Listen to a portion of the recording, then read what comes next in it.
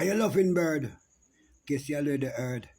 Then I give thanks and praise to the most splendidness of His Imperial Majesty, Haile Selassie the First. Yeah.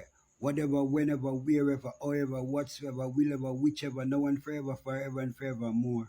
What it ceased to be, gotta be what it is. Yeah. Like a show, some spiritual realms. You know, say angel bird I deal with message. Spiritual message. So when you meditate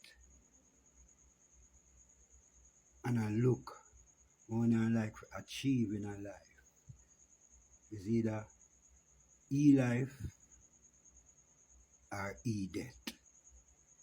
Because the analysts they have ears, I'm gonna hear the pastor man them I tell you about the commandment, the analogy of the commandment, the two sides of the mind.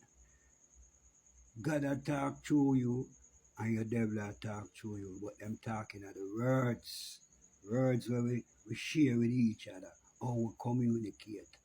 Insult and disrespect as a spirit of demons. Respect is the spirit of God. Respect each other. When you not use devil words and tear down and demon words and tear down each other, when I tear down on yourself. Because when God bless a man, none of you can curse him.